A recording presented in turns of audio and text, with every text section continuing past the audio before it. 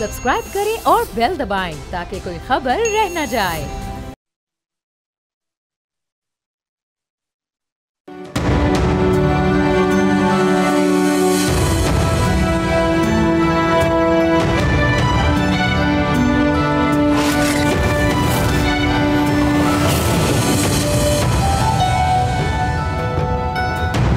कौमी सलामती कमेटी के अहम इजलास में पीटीआई की अदम शिरकत, दबाव और सियासी ब्लैकमेलिंग का एक और वाकया है।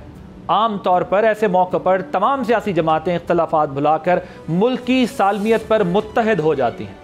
एपीएस का वाकया इसकी एक वाज़ेह मिसाल है, जब तमाम सियासी जमातों और पाकिस्तान की अवाम ने पाक फौज के साथ मिलकर इस चैलेंज का मुकाबला किया था। बट अनफॉर्चुनेटली आज के इजलास में पीटीआई ने अपनी रिवायती हठधर्मी का मुजाहरा करते हुए इसे भी सियासत की नजर कर दिया। पहले पीटीआई ने बैरिस्टर गौहर समेत दीगर रहनुमाओं के हमरा इजलास में शिरकत की हामी भरी थी, मगर रात गए एलामिया जारी हुआ। हस्बे रिवायत पीटीआई ने यू टर्न लेते हुए कौमी सलामती इजलास से पहले बानी पीटीआई से मुलाकात कराने का मुतालबा किया। यह भी कहा गया कि बानी पीटीआई को पैरोल पे रिहा करके इजलास में शरीक किया जाए। ज़राए के मुताबिक महमूद खान अचकजई और राजा नासिर अब्बास के बॉयकॉट की वजह से पीटीआई दबाव का शिकार हो गई थी और यही सियासी ब्लैकमेलिंग इजलास में ना जाने की असल वजह बनी है। मुल्क में सियासी पोलराइजेशन कोई नई बात नहीं है, मगर यहाँ नजर आता है कि पूरी जमात हाईजैक हो चुकी है। दो ऐसे सियासी किरदार जिनका पीटीआई से कोई ताल्लुक नहीं, उनके बॉयकॉट के बाद सियासी दबाव का शिकार होकर फैसले करना जाहिर करता है कि अब पीटीआई में कोई फैसला साज क़यादत बाकी नहीं। जबकि पीटीआई के अरकान असम्बली और बानी में कोई ज़्यादा हम आहंगी भी नज़र नहीं आ रही। मुसद्दिक़ ज़राए ये भी बताते हैं कि सिवाय हमाद अज़हर और आरिफ अलवी के, जो कि हमाद अज़हर के बारे में सबको पता है कि वो एक इस वक्त गायब हैं, और सदर अलवी जो कि साबिक सदर भी रहे, अफसोस के साथ इतने बड़े ओहदे पर बैठने के बावजूद वो इस मसले की हसासियत को ना समझ सके और किसी ने इसकी मुखालफत नहीं की इन दोनों के अलावा। और इस इजलास में शिरकत के लिए तमाम लोग जो है वो पीटीआई के राजी थे, मगर सियासी दबाव की वजह से अब फैसले जमात नहीं कर रही बल्कि कोई और कर रहा है। एक जाने पूरी कौम दहशतगर्दी के खिलाफ जंग में पाक फौज और सिक्योरिटी इदारों के शाना बशाना खड़ी है और दूसरी जानिब पीटीआई अलग सफ में जाकर खड़ी हो गई है। क्या ये तर्ज अमल सियासी मुल्क दुश्मन कुव्वतों को फ़ायदा नहीं पहुँचा रहा? अगर तमाम अरकान इजलास में शिरकत के ख्वाहिशमंद थे तो दो आउटसाइडर्स की सियासी ब्लैकमेलिंग की वजह से पार्टी ने फैसला बदला, तो क्या वाकई में पार्टी हाईजैक हो चुकी है? क्या ये फैसला पार्टी में मौजूद जो लोग हैं उनकी फैसला साजी की सलाहियत को और इख्तियार को चैलेंज नहीं करता, बाहमी झगड़ों और तकसीम को जाहिर नहीं करता? अब यहाँ पर यह सवाल भी अहम है कि क्या बानी पीटीआई इस फैसले से वाकिफ भी थे या नहीं, और अगर थे तो क्या पार्टी अरकान के फैसले पर ऐसे दो अफराद के फैसले को तरजीह दी गई जो पार्टी का हिस्सा तक नहीं? हमारी अफवाज इस वक्त दहशतगर्दी के खिलाफ जंग में अपनी जानों का नजराना पेश कर रही हैं। इस जंग में उन्हें कौमी और अवामी हिमायत की जरूरत है, मगर पीटीआई की जानिब से मुसलसल इन शोहदा की कुर्बानियों पर सवालात उठाए जा रहे हैं, जिससे मुल्क दुश्मन एजेंडे को तकवीयत मिल रही है। आप देख रहे हैं बोल आदिल अब्बासी के साथ। इसी पर बात करने के लिए हमारे साथ आज मौजूद हैं हसन अयूब साहब, सीनियर सहाफ़ी हैं, तज्ज़ियाकार हैं, डॉक्टर कमर चीमा साहब माहिर हैं बैनुल अक़वामी उम्र के, ब्रिगेडियर रिटायर्ड हारिस नवाज साहब डिफेंस एनालिस्ट हैं। आप तीनों का बहुत शुक्रिया। I start with you Hasan Ayub, मुझे ये बताइए आपके ये पीटीआई ने जो पॉलिसी अडॉप्ट की है, मैं तो इसको दोगली पॉलिसी कहूँगा कि एक तरफ चीफ मिनिस्टर को भेज दिया, दूसरी तरफ इजलास कर रहे हैं और फिर कह रहे, मतलब ऐसे इंपॉर्टेंट टाइम पर जब आपको पार्टी पॉलिसी से हटकर फैसले करने होते हैं, क्योंकि ये दहशतगर्दी का मसला है और ये ऑल अक्रॉस है, तो ये क्या मैसेज दिया है कि चीफ मिनिस्टर को भेज दिया, पार्टी खुद नहीं गई, ये सब क्या हुआ आपके ख्याल? देखिए, ये कोई ऐसी बात नहीं है, मुझे बिल्कुल ताजुब नहीं हुआ। जो इनको पाकिस्तान तहरीक इंसाफ के खमीर को जानते हैं उनके लिए कोई ताजुब, कोई सरप्राइज़ नहीं था। वजह यह थी कि एपीएस के मौके पर इमरान खान साहब चले गए थे। उस वक्त 126 दिन का धरना कर चुकी थी तहरीक इंसाफ, और खाली कुर्सियों से खिताब कर करके इमरान खान साहब आपका गला जो है ना वो बैठ चुका था। इस वक्त उनको चाहिए थी पतली गली, और पतली गली से उन्होंने फरार होना था धरने से, तो लिहाजा वो पतली गली उन्होंने पकड़ी और वहां से फरार हो गए, पीछे मुड़ कर नहीं देखा, धरने का नाम नहीं लिया दोबारा उन्होंने। इस मरतबा बात ये थी कि इन्होंने इस पर यह वारदात डालने की कोशिश की कि किसी तरीके से इमरान खान को पेरोल पर बाहर निकलवा लें। फिर उन्होंने बाद में कंडीशन रखी जी कि इमरान खान साहब से हमारी मुलाकात कम से कम करा दें। अब सलमान अकरम राजा साहब जिन्होंने ये अनाउंसमेंट की है, उनके क्या स्टेक्स हैं? वो तो पार्लियामेंट्री लीडर है ही नहीं, ना वो पार्लियामेंट्री लीडर हैं, ना ही उनको ये बात पसंद आई होगी कि पार्लिमानी कमेटी बराए कौमी सलामती का इजलास हो रहा हो जिसमें वो शिरकत नहीं कर सकते। देखिए, अस्करी क़यादत के सामने बैठने का बड़ा शौक है उनको, सलमान अकरम राजा साहब को, लेकिन वो उन्होंने कहा जी कि ये तो मेरे लिए तो काम ख़राब हो जाएगा, इसलिए सलमान अकरम राजा ने अपनी ओपोजिशन की ऑल पार्टीज कॉन्फ्रेंस बुलाने के हवाले से भी बात की हुई है। अगर आपने वो बात सुनी हो, उनका बयान सुना हो, तो बुनियादी तौर पर आज पाकिस्तान तहरीक इंसाफ का ने जो अमली सबूत दिया है कि वो TTP और BLA के साथ हैं, यानी इसका तासुर तो यही मिला जब कौमी सलामती से मुतल्लिक पार्लिमानी कमेटी का इजलास हो रहा है, प्राइम मिनिस्टर की अपनी इंगेजमेंट्स हैं, उन्होंने आज बाय ट्रैवल करना है, बट इवन देन वो कौमी सलामती की वजह से ही सिटिंग देयर। आपको पता है कि जो इजलास स्टार्ट हुआ उसके बाद सियासी और अस्करी क़यादत ने सर जोड़ा, और मकसद क्या है? पाकिस्तान को दहशतगर्दी से पाक करना। और पाकिस्तान में जो ये नहुसत के बादल मंडला रहे हैं दहशतगर्दी के, इससे इनसे निजात हासिल करना, पाकिस्तान के अवाम की जान और माल का तहफ़्फ़ुज़ करना, ये बुनियादी मकसद है आज की इस कमेटी के इजलास का, पार्लिमानी कमेटी बराए कौमी सलामती का। लेकिन इसका बायकॉट किया पाकिस्तान तहरीक इंसाफ ने। किसके फुटस्टेप को फॉलो किया? अलामा राजा नासिर अब्बास और महमूद खान अचकज़ई। भाई, ये दोनों आपकी पार्टी का हिस्सा नहीं है। इन्होंने पॉलिटिकल प्रेशर इतना ज़्यादा ले लिया कि इन्होंने एक तो बायकॉट कर लिया, और सेकंड एक चीज़ बड़ी वाज़ेह होगी आज के इस फैसले के बाद कि पाकिस्तान तहरीक इंसाफ की जो क़यादत इस वक्त मौजूद है, इमरान खान तो जेल में है ना, जो क़यादत जहाँ पर मौजूद है उसमें फैसला साजी का फुकदान है, वो फैसले नहीं कर सकते। क्योंकि कल आपके सामने चीफ विप आमिर डोगर साहब ने 14 रुकनी एक जो है वो अपनी लीडर्स के नाम को नोटिफाई कर दिया था, और स्पीकर नेशनल असेंबली को भिजवा दिए थे वो नाम। तो फिर क्यों भिजवाए थे जब फैसला नहीं हुआ था? यानी प्रिंसिपल स्टांस तक नहीं ले सकते ये लोग, इतने कमजोर हैं। सर, लीडर वो होता है जिसने फैसले लेने हों, लीडर वो होता है जो फैसला लेने के बाद उसके ऊपर कायम रहे। आज कम से कम जिन लोगों ने, आमिर डोगर तो कम से कम इस्तीफा देना अपना, आमिर डोगर साहब ने चीफ विप के तौर के ऊपर जो नाम भिजवाए थे, फिर बायकॉट हो गया, तो आज आपकी इज्जत क्या रही है?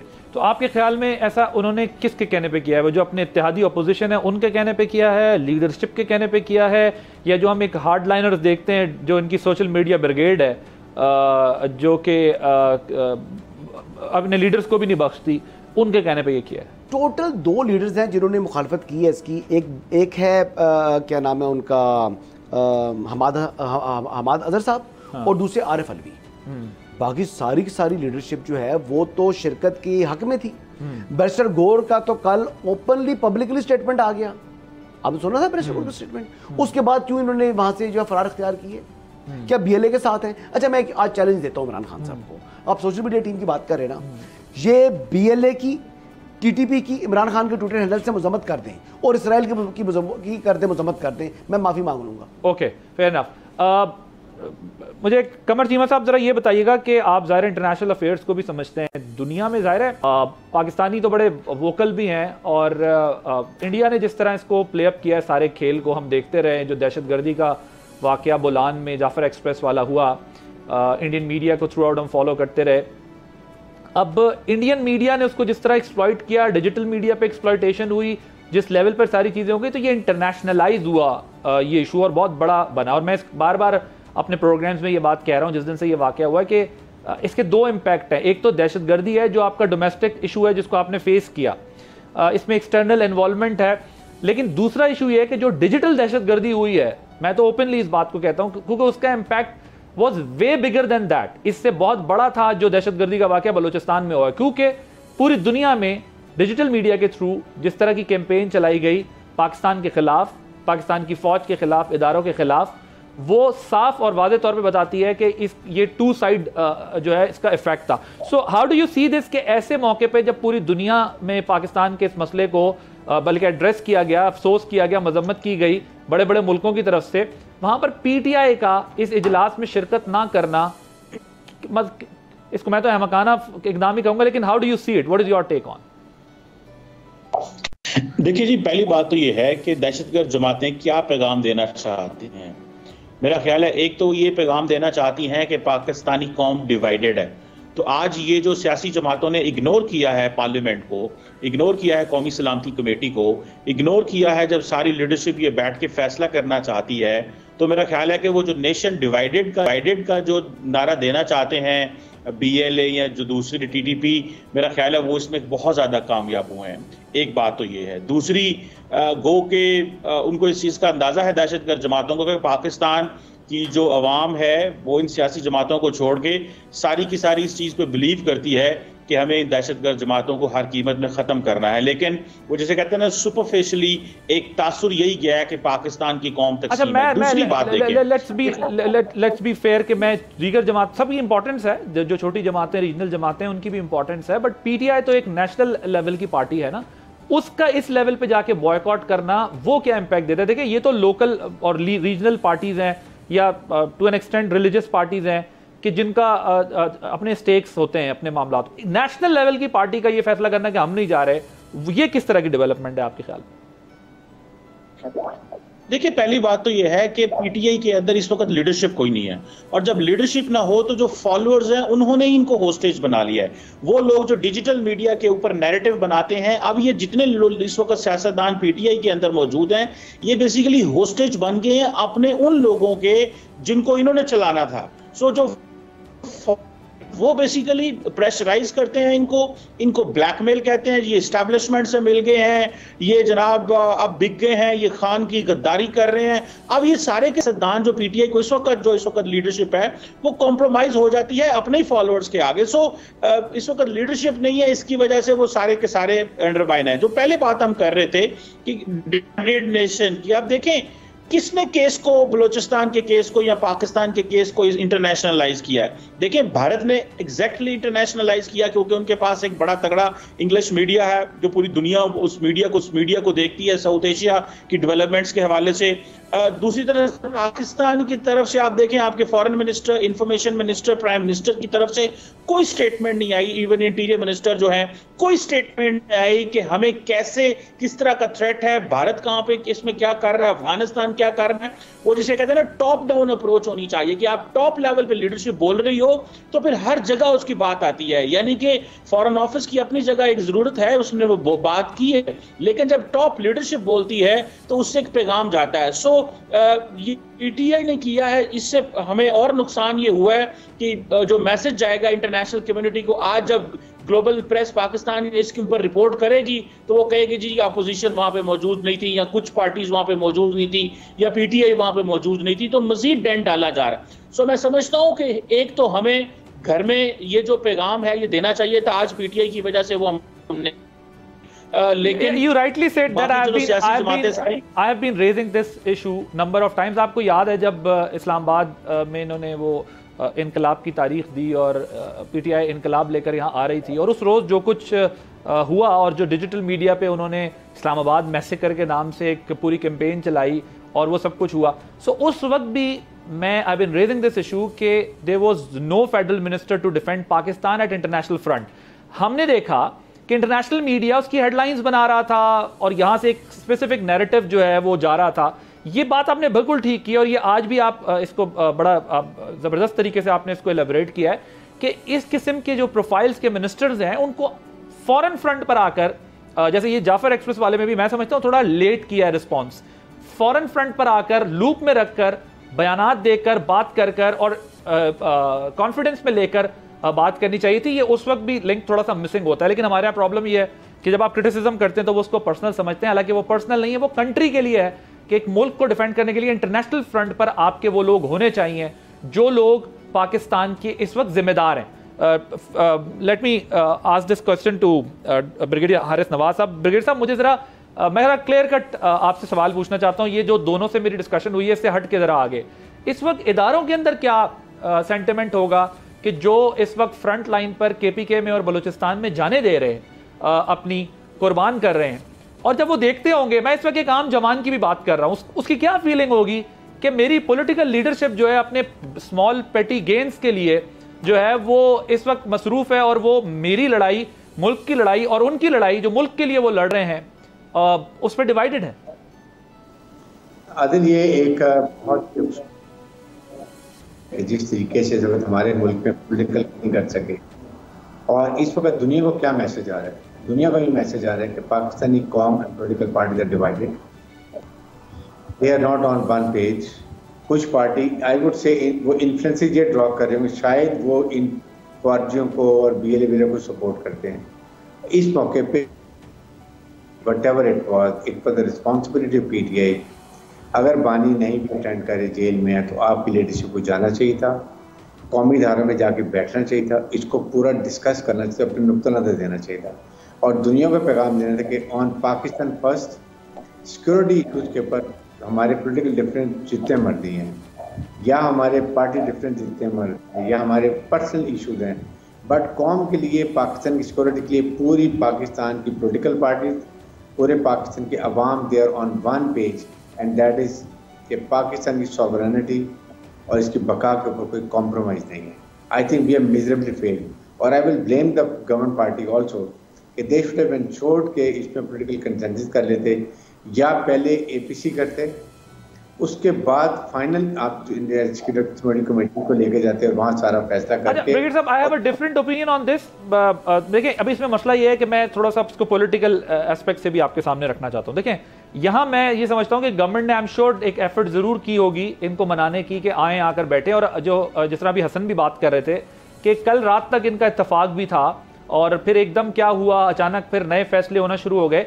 अब अगर ये डिमांड करें कि जी आप पेरोल पे निकाल के लेके आ जाएं बानी को और बिठाकर वो करें, तो ये तो इस वक्त पॉसिबल नहीं होगा ना, क्योंकि ये तमाम चीज़ें वक्त लेती हैं। इसी तरह जो पार्टी थी, पार्लिमानी पार्टी थी ब्रिगेडियर साहब, वो तैयार थी, फिर जो उनके हार्ड लाइनर्स हैं डिजिटल मीडिया के, वो जो है वो आगे आते हैं और आगे आकर लीडर्स की तस्वीरें लगाकर डिजिटल मीडिया पे अपनी पार्टी के लीडर्स की कहते हैं ये गद्दार है, ये टाउट है, ये गद्दार है, ये टाउट है, ये हम किसी को नहीं मानते, हम सिर्फ एक को मानते। सो मसला ये है कि यहाँ हम गवर्नमेंट को क्रिटिसिज्म कर रहे हैं उन पे, इसलिए कर रहे हैं कि जाफर एक्सप्रेस वाले वाक़े पे भी मैं समझता हूँ मिनिस्टर को जिस तरह कमर ने बात की कि आना चाहिए था और फॉरेन कॉन्फिडेंस में लेकर, और इंटरनेशनल मीडिया को किसी ने डील करना है, हैंडल करना है। हम क्योंकि सबसे ज़्यादा जो हम जर्नलिस्ट भी कम्युनिटी फील करती है या एनालिस्ट फील करते हैं, वो ये करते हैं कि इंटरनेशनल फ्रंट पे पाकिस्तान की गवर्नमेंट के मिनिस्टर्स उस तरीके से डिफेंड नहीं कर रहे होते। एक मिनिस्टर की जिम्मेदारी डालें ना, बाकी मिनिस्टर्स की जिम्मेदारी डाल नहीं सकते आप।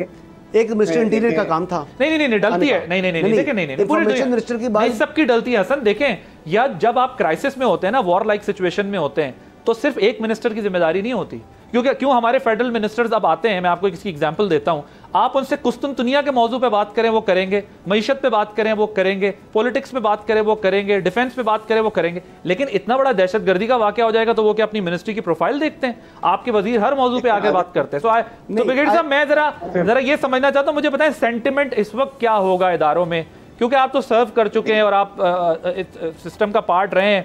मुझे बताइएगा क्या सेंटिमेंट होगा इस सारे एक्सरसाइज के बाद? यही मैं बात चीफ आमिर साहब जनाब साहब ने बारहा ये बात की है कि देखें, फौज ने टेररिज्म के खिलाफ लड़ाई करनी है, इंटेलिजेंस ऑपरेशन करने हैं, हमने दहशतगर्दों को मारना भी है, हमने कुर्बानियां भी देनी है, शहादतें भी देनी है। बट अगर आपने देखें, it affects moral of troops. बात ये कि आप एक पहाड़, बर्फ और पहाड़ियों में सियाचिन के ऊपर जवान बैठा हुआ है, वो भी सुन रहा है TV रेडियो के ऊपर, उसके ऊपर ये कश्मीर के पहाड़ों में बैठा हुआ है, दे आर ऑल लिस्निंग। और यहाँ देख रहे हैं कि हम शहादतें दे रहे हैं और एक पॉलिटिकल पार्टी, दो पॉलिटिकल पार्टी ऐसी बात कर रहे हैं जो हमारे शहीदों के बारे में बात कर रहे हैं। जैसे 9 मई का इंसिडेंट था, उसके आप देखें कि शान हैदर शोहदा की यादगारों की हुरमती की गई, ये बहुत इफेक्ट है। देखें, it is not a political party, it is a command. ये मोरल ऑफ ट्रूप्स की बात होती है, उनकी फाइटिंग कैपेबिलिटी को अफेक्ट करती है। इसके एक बोलते हैं इंतशार, इवन आर्मी में इंतशार करने की कोशिश की जाती है, which is highly unacceptable. Hasan Ayub की बात बिल्कुल ठीक है। देखें, ये पता चलता है कि एक पॉलिटिकल पार्टी, दो पॉलिटिकल पार्टी, ये really they are in line with, या कह लें आप इंडिया की मीडिया के साथ, या आप अपने टू ड्रॉप पेटी बेनिफिट। नंबर 2, आप मुझे बताएं, पाकिस्तान की उर्दू प्रोग्राम कितनी दुनिया देखती है? No one. ये हम इसको इंग्लिश चैनल थे, why are ministers should be shy of coming on television and talking about terrorism and what difficulties they're facing? Who is responsible for this? America has to put reins on India because they're the one who's creating terrorism in Pakistan and through Kabul to BLA, BNF फौजियों कर रहे हैं। So they should have come international media पे। बिल्कुल कमर की बात ठीक है। देखें, इंडिया में आप देखिए कैसे उनके चैनल चल रहे हैं, क्या प्रोपेगेंडा उन्होंने इंफॉर्मेशन वॉरफेयर की है पूरी, ये फौजियों के लिए और BLA के लिए वहाँ बैठ के की है। हमारे मिनिस्टर को आना चाहिए, डिफेंस मिनिस्टर को, इंटीरियर मिनिस्टर को, इवन फॉरेन मिनिस्टर को, they have all the capital, they have all the resources with them. बताएं दुनिया को बहुत करेंगे। मैं वैसे आपको बताऊं ब्रिगेडियर साहब, मैंने आपको हवाला दिया ना, बिल्कुल कमर ने बिल्कुल ठीक बात की। और मैं जिस दिन वो इस्लामाबाद में इनकलाब आ रहा था उस दिन की भी मैं बात कर रहा हूं। उस दिन भी इंटरनेशनल मीडिया पे बड़ी हेडलाइंस थी कि इस्लामाबाद में खुदा ना खास्ता पता नहीं क्या हो गया है। लेकिन जब आप इंटरनेशनल फ्रंट्स पर डिफेंड नहीं करते तो फिर बड़ा डैमेज होता है। और मैं आपको बताऊं, ये आप उर्दू टॉक शोज की बात करें, बिल्कुल देखे जाते हैं, ये रिपोर्ट भी होते हैं, केबल्स जाते हैं, एम्बेसीज भी वॉच करती हैं किस टॉक शो में क्या बात हो रही है। लेकिन मसला पैगाम पहुंचने का नहीं है, मसला पाकिस्तान के डिफेंस का है। पाकिस्तान का डिफेंस जो है वो अब, क्योंकि डिजिटल वॉरफेयर में आपको देन एंड देयर रिस्पॉन्स देना है। अगर आप टाइम लेते हैं तो उसका मतलब ये होता है कि आप सर्टेन नहीं है कि व्हाट यू आर डूइंग। यहां पे एक ब्रेक लेंगे, ब्रेक के बाद डिस्कशन को कंटिन्यू करेंगे।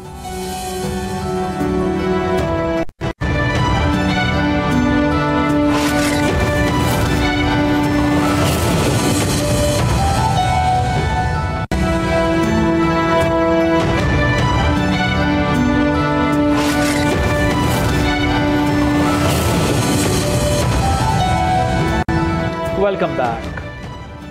Hasan, you wanted to add a point, go ahead. नहीं, मैं तो ये बात करना चाह रहा था कि बिल्कुल जो आप बेशक अरबी में अपना मौक़िफ़ दे दें, दे मौक़िफ़, एब्सोल्युटली राइट। इस बात से मैं एग्री करता हूं कि इसमें अंग्रेजी वो रिपोर्ट होता है, सारा सब चीज़ जरूरी है।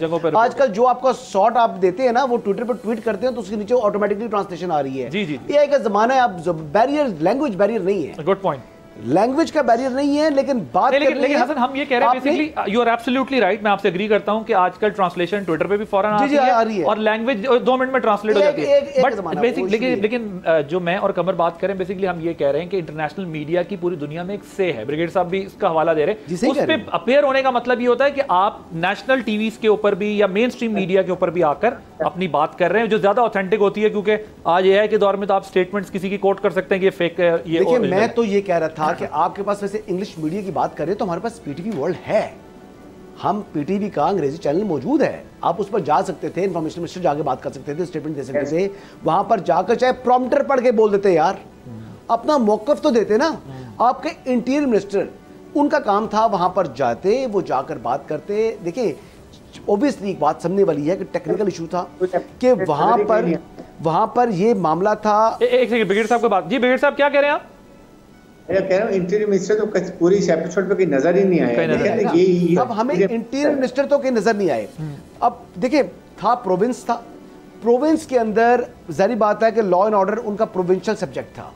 लेकिन जब आपकी यानी फेडरल गवर्नमेंट की एक चीज़ है जो कि रेल, आपको पता है कि पाकिस्तान रेलवे फेडरल गवर्नमेंट का अदारा है, उसके अंडर वो चल रही है, तो फिर फेडरल गवर्नमेंट इन्वॉल्व बीच में हो चुकी थी। फिर आपकी आर्म फोर्सेस ने वहां पर ऑपरेशन शुरू किया था, तो वहां पर फिर आपके इंटीरियर मिनिस्टर की इन्वॉल्वमेंट बनती थी। तो हमारे इंटीरियर मिनिस्टर साहब इस सारे इशू में, आई हर्ड कि ही इज नॉट वेल, उनकी कोई तबीयत ठीक नहीं है, इसी वजह से वो शायद दुबई में नहीं गए थे आईसीसी चैंपियंस ट्रॉफी के फाइनल में। बट अभी जो है वो इस हवाले से कम स्टेटमेंट तो जारी कर सकते थे ना, एक प्रेस रिलीज तो जारी करा सकते थे अगर उनकी तबीयत ठीक नहीं थी। हाँ, उसके बाद मैंने तलाल चौधरी को देखा, ही हैज स्पोकन वेल, उस पर इश्यूज के ऊपर उन्होंने बात की थी तलाल चौधरी ने। ओके ब्रिगेड साहब, अगर मैं आपसे ये पूछूं कि ये जो रूल्स ऑफ द गेम की बात की गई है, ये रूल्स ऑफ द गेम क्या हो सकते हैं कि चेंज होंगे, अब आपकी क्या अंडरस्टैंडिंग है? Are going to continue with the more thrust of intelligence based operations, but इसके साथ साथ देखिए मल्टी प्रॉन्ग स्ट्रेटजी बनाई आई एम श्योर आर्मी ने रिकमेंड भी की होगी कि देखिए you have to the Afghan interim government. हमारी एक साल में इतना सर्च हो गया ऑपरेशन में, ये दहशतगर्दी में, हमारे आपको पता है फेडरल गवर्नमेंट की कौन सी टीम विद द साथ आप केपी की टीम को लेके हमने भी उनसे मुज़ाकरात किए, उनको हमने भी वार्निंग दी कि जी this what we will do if you don't do 1 2 3 4 things, then we have to. आपने नेशनल पॉलिटिकल पार्टी जो आपकी हैं कोयटा में, हमने उनसे मुज़ाकरात करने फेडरल गवर्नमेंट ने कि उनके तहफ़्फ़ुज़ात क्या हैं, व्हाट डू दे वांट, क्या इतने साथ से महरूमी की बात करते हैं जबकि ये तो सारे टेररिस्ट हैं। ये हमने उनसे सुन के बड़े लीडर, पॉलिटिकल लीडर हैं, अख्तर महंदल हैं, डॉक्टर मालिक है और जितने भी हैं, उनसे ये एक प्रॉन्ग स्ट्रेटजी एक आ गई। देन लड़ाई तो हम कर रहे हैं, ये तो करते रहेंगे, मारते रहेंगे, कोई इसमें फौज अपना काम पूरा करेगा और कर रही है, करते रहेंगे। चीफ ऑफ आर्मी मिनिस्टर ने कमिटमेंट की हुई है। अमेरिकन से बात करें जी कि हम what India is doing, who has done everything in Afghanistan, who is responsible. आप वेपन एमुनिशन छोड़ के गए हैं। 24 आपने यूनाइटेड नेशन ने कहा कि वो ऑर्गेनाइजेशन टेररिस्ट ऑर्गेनाइजेशन वहाँ पर सेफ एमन है। Who has to do it? आप उनको फंडिंग भी दे रहे हैं, मंथली बेसिस पे $1 बिलियन दे रहे हैं, और वहां पर वो पाकिस्तान के खिलाफ लड़ाई कर रहे हैं। इंडिया को किसके कंट्रोल में है? India is the proxy of India, America और चाइना एंड पाकिस्तान। अब ये जो बलूचिस्तान में BLA और TTP दो ज़ाहिर अलग-अलग चैलेंजेस हैं पाकिस्तान की सिक्योरिटी एजेंसीज के लिए। अब ज़ाहिर है थिनली पॉपुलेटेड है बलूचिस्तान, रगेड टेरेन्स हैं, बड़ा डिफ़िकल्ट एरिया है वो, जिस तरह हमने भी जितना देखा है। अब मुझे ये बताएं कि इस इशू पे, ये बड़ा कॉम्प्लेक्स सा मसला भी है, इंसर्जेंसी को इंटरनल बढ़ने से रोकने के लिए क्या करना होगा? दिस इज व्हाट आई से। देखें, पहले कॉन्फिडेंस मिले वहाँ की नेशनल पॉलिटिकल पार्टीज को, सोशो इकोनॉमिकल उनके लिए पैकेज करें, टीम जाए वहाँ, फैसले नहीं करें इस्लामाबाद में, गो टू कोयटा, सरदारों से बात करें, लिसन उनकी आपको बताएं 83,000 लेवीज हैं, वो पता नहीं कब के चल रहे हैं, सारा पैसा $90 बिलियन सरदारों को जाता है। आप दोबारा पुलिस वहाँ पर लेकर आए, अच्छी पुलिस लेकर आए, अच्छी को वहाँ पर तैनात करें, 80% BAJ डिक्लेयर किया भाई, तो ये रूल भी तो change. Okay, rules of the game को आपने इंटरप्रेट किया है। कमर चीमा साहब, मुझे बताइएगा कि आपके ख्याल में जब मिलिट्री की जानिब से ये कहा जाए अब rules of the game change हो गए, तो ये इसका क्या मतलब लिया जाएगा? और ये जो BLA और TTP दोनों का एक अलग-अलग किस्म का थ्रेट है, इनका नेक्सस ज़रूर है लेकिन थ्रेट दोनों की अलग है, दोनों का स्टाइल ऑफ अटैक जो है वो अलग है, तो वो कैसे इसको एड्रेस किया जाएगा, आप कैसे डिफाइन करेंगे इसको? देखिए, rules of the game change होने का मतलब ये है कि जहां से थ्रेट निकल रहा है हम वहां जाके हिट करेंगे। एक तो इसका मतलब ये है कि अगर फॉर एग्जांपल वो एक क्रॉस बॉर्डर है तो वहां पे भी हमें जाके हिट करना पड़ा, जाके अपने आपको सिक्योर करना पड़ा तो हम करेंगे। एक तो इसका जारी बात है, हम ये मतलब ले सकते हैं। दूसरा मेरा ख्याल है कि शायद अब हम टेक्नोलॉजी का ज्यादा इस्तेमाल करना चाहिए, और ये टेक्नोलॉजी, ड्रोन, आपको पता है क्वाडकॉप्टर्स, बहुत कुछ आ गया है कि जितना ये 43% आपके जो रब टेरिटरी है बलूचिस्तान की, इसको आप ह्यूमन इंटेलिजेंस और इस तरह इसको गार्ड करना बड़ा मुश्किल है। तो मेरा ख्याल है टेक्नोलॉजी जो है उसको भी इंटरवेंशन होगा इस सिलसिले में। और जारी बात है, प्राइम मिनिस्टर ने जब रिसेंटली बलूचिस्तान गए तो उन्होंने ये कहा कि हम हर तरह के रिसोर्सेज जो है वो अपनी सिक्योरिटी फोर्सेस को देंगे ताकि वो ये कर सके। और तीसरा मेरा ख्याल है कि जो कि नजर तो फिलहाल नहीं आता लेकिन जारी बात है उसमें गवर्नमेंट की सपोर्ट चाहिए होगी फौज को, वो ये है कि प्रीएम्प्ट करना इन नैरेटिव मेकिंग में। हमारा नैरेटिव बहुत डिफेंसिव है जी, हम लोग तो बात ही नहीं करते, हम लोग the most inward looking nation in the world हम हैं, अंदर ही अंदर आपस में बातें करते रहते हैं, दुनिया को कुछ पता नहीं है हमारे मुल्क में क्या हो रहा है। और इंडिया में जो अखबार में, टीवी में आता है वो पाकिस्तान का मैसेज जाता है। अभी आपको पता है कल से तुलसी गैबर्ड वहां पे है, इतनी दुनिया कटी हुई है, पाकिस्तान के बारे में इतनी बात हो रही है लेकिन पाकिस्तान का मीडिया भी नहीं चला रहा। तो मेरा ख्याल है शायद उनका मतलब ये है कि रूल्स ऑफ द गेम में हम अपना एक प्रीएम्प्टिव नैरेटिव भी हमें दहशतों के हवाले से एस्टैब्लिश करना चाहिए। अदरवाइज हम इस पोजीशन में नहीं होंगे कि हम एक तरफ से अगर ऑन ग्राउंड हम जंग जीत भी रहे हैं, हमने उनको रोल बैक भी कर दिया है जैसे कि हमने माजी में उनको खत्म किया, तो हमें थोड़ा सा ये बताना चाहिए। और सारी बात है ये BLA, ये जो एथनिक ग्रुप्स हैं, इस्लामिक ग्रुप्स हैं, ये दोनों डिफरेंट हैं, इनकी आइडियोलॉजी डिफरेंट है, बॉल गेम डिफरेंट है, लेकिन ये पीछे इनके जो सपोर्टर हैं वो एक है। भारत इनको फाइनेंशियली सपोर्ट कर रहा है, लॉजिस्टिकली सपोर्ट कर रहा है, अफगान तालिबान जो हैं वो जिस तरह इनको सपोर्ट कर रहे हैं। सो मेरा ख्याल है कि ये थोड़ा हम इस हवाले से भी शायद अप्रोच चेंज होगी कि ये जो जिस तरह इस्लामिक ग्रुप्स इकट्ठे हुए हैं तो इनको हमें किस तरह डिवाइड जो है वो करने की जरूरत है। तो मेरा ख्याल है मुख्तलिफ फ्रंट पे इस हवाले से DGSPR बात कर रहे हैं, लेकिन आज की ये जो डिस्कशन हो रही है कौमी सलामती की कमेटी के बाद फिर ज्यादा बेहतर पता चलेगा कि किस तरह का गो हेड दिया जाता है, किस तरह ये कहा जाता है कि आप ऑपरेट करें, और फौज ने जो अपना मौकफ रखा होगा कि ये दहशतगर्द जमातें किस तरह टारगेट कर रही हैं। और मेरा ख्याल है जो सबसे इम्पोर्टेंट चीज ये है कि शायद हमारी जो सिविलियन पॉपुलेशन है, अब अवाम को इस चीज में ऑन बोर्ड करने की जरूरत है कि इनको दहशतगर्द तस्वर किया जाए। इनको ये ना देखा जाए कि ये कोई नाराज नहीं है, ये कोई ऐसे लोग नहीं है, ये दहशतगर्द हैं और इनके हाथ में बंदूकें हैं और ये पाकिस्तान के बेटियों, बच्चों, बूढ़ों को जो है वो कैद करना चाहते हैं, उनको यरगमाल में तो हुकूमत से अपनी मर्जी के फैसले लेना चाहते हैं। तो मेरा ख्याल है ये भी एक अप्रोच इसमें शायद होगी। Okay, point taken. जी हसन, आप कोई बात? मैं बात ऐड करना चाह रहा हूँ कि वो कह रहे हैं कि इस्लामिक ग्रुप्स है, इस्लामिक ग्रुप्स नहीं है, ये फितना ख्वारिज हैं, ये काफिर हैं, ये जो मदरसों और मसाजिद पर हमला करने वाले, मुसलमानों को शहीद करने वाले, ये काफिरों से बदतर हैं, ये वाजिबुल कत्ल हैं और इनको मारा जाएगा। और इंशाल्लाह मैं वो दिन देखना चाहता हूँ कि जब इनको चुन चुन कर टारगेट करे हमारी फोर्सेस और मारे, इनको इबरत का निशान बनाएं। तो इन्होंने मतलब मजाक बना दी है, कभी मदरसों पर हमला करते हैं, कभी मसाजिद में जाकर जनाब खुदकुश हमले करते हैं, कभी चांदनी में करते हैं। हमारे बच्चों का खून तक जो इन्होंने छोड़ा माफ़ किया नहीं है, तो हम इनको माफ़ करें? बिल्कुल माफ़ नहीं करेंगे और हम इनको मारेंगे। और बिल्कुल जो है वो चीमा साहब दुरुस्त फरमा रहे हैं कि बिल्कुल जो पैगाम यही था कि जो गेम के रूल जो चेंज हुए हैं वो यही हुए हैं कि हमें अगर जहाँ से ये ओरिजिनेट हो रहा है, थ्रेट पाकिस्तान के ऊपर हमला हो रहा है, वहीं पर जाकर हम अटैक करेंगे। अफगानिस्तान है तो अफगानिस्तान के अंदर हम पाकिस्तान जाएगा, इंडिया है तो इंडिया के अंदर पाकिस्तान जाएगा। जहाँ पर है, जहाँ से ये पाकिस्तान के अंदर दरअंदाजी होगी, पाकिस्तान वहीं पर जाकर टारगेट करेगा, उनको इबरत का निशान बनाएगा। और माजी में भी पाकिस्तान बना चुके हैं। और दूसरी बात, जो बलोच सरदारों की बात कर रहे हैं, बलोच सरदारों को के साथ भी बात क्लियर करनी पड़ेगी। ये नहीं हो सकता कि एक बलोच सरदार जो है वो पॉलिटिकल फेस लेकर आ जाए और दूसरा जो है वो लश्कर बलोचिस्तान का के ऊपर बैठा हो, यानी अख्तर मेंगल और उसका भाई जावेद मेंगल। क्या हम बेवकूफ हैं? क्या हमें मालूम नहीं है कि आप लोग क्या कर रहे हैं? अब अख्तर मेंगल यहाँ पर मिसिंग पर्सन का मंजन लेकर बेचने आ जाते हैं, ठीक है, वहां से अरबों रुपए के फंड्स लेकर जो है अपने हल्के में लगाते नहीं है, खा जाते हैं। ये मैं इल्जाम नहीं लगा रहा, ये एक्चुअल हकीकतें हैं। जो वहां के हालात खराब हैं, यानी अख्तर मेंगल का इलाका जो वर्ड का इलाका है, वर्ड में देख लें, पूरी तहसील है, चेक कर लें, जो इनको फंड मिला इनको ऑडिट कराएं, वो पैसे लगाए किधर। ये बेसिकली पाकिस्तान का खाते भी हैं, फंडिंग भी लेके खाते हैं, पॉलिटिकल फेस भी बनाते हैं और पाकिस्तान को गलियों में निकालते हैं। ठीक, इन लोगों को भी बर्दाश्त नहीं किया जाएगा। Thank you so much Hasan Ayub साहब, डॉक्टर कमर चीमा साहब, ब्रिगेडियर रिटायर्ड हारिस नवाज साहब, आप तीनों का बहुत शुक्रिया।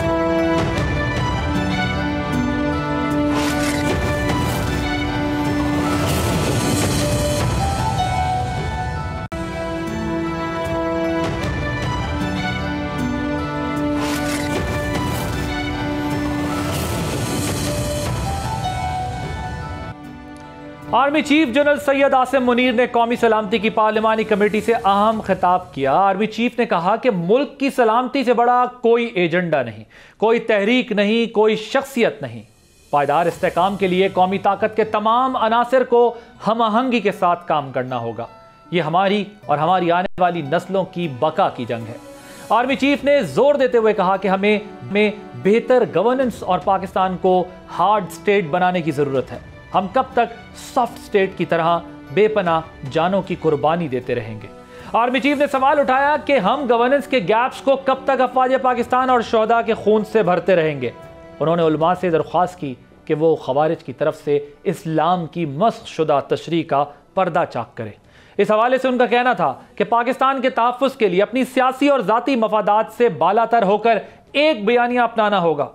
आर्मी चीफ ने यह भी वाज़ेह किया कि जो समझते हैं कि वो पाकिस्तान को उनके दहशत गर्दों के ज़रिए कमज़ोर कर सकते हैं, आज का दिन उनको ये पैगाम देता है कि हम मुत्तहिद होकर ना सिर्फ उनको बल्कि तमाम सहूलतकारों को भी नाकाम करेंगे।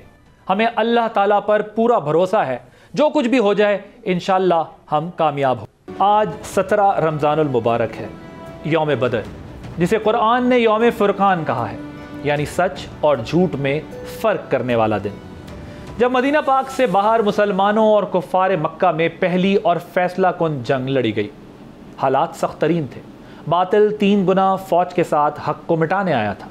मुश्किल तरीन सूरत हाल थी। कुफ़ार ने पहले से अच्छी जगह और पानी पर कब्ज़ा कर लिया था। मुसलमान नशेब में थे। रेत बहुत ज़्यादा थी जिसमें चलते हुए पाँव धंसते थे। गर्द गुबार ने अलग परेशान कर रखा था और फिर आसमान से मौजज़े उतरे। अल्लाह के हुक्म से फ़रिश्तों का नुज़ूल हुआ और बारिश से मुसलमानों का ज़ाहिर और बातिन साफ़ हो गया। वो मजबूत दिल के साथ कुफ़ार के सामने खड़े हो गए। ना कोई खौफ रहा और ना कोई वसवसा। यौम बदर ये सबक देता है कि इत्तेहाद और जज्बा ईमानी से अपने से बड़ी ताकत और चैलेंज पर काबू पाया जा सकता है। आज पाकिस्तान भी दहशतगर्दी का शिकार है। अगर कौम मुत्तहिद रहे और अल्लाह पर भरोसा कायम हो तो इस नासूर से भी इंशाअल्लाह जान छुड़ाएंगे। आदिल अब्बासी को इजाज़त दीजिए। अल्लाह हाफ़िज़।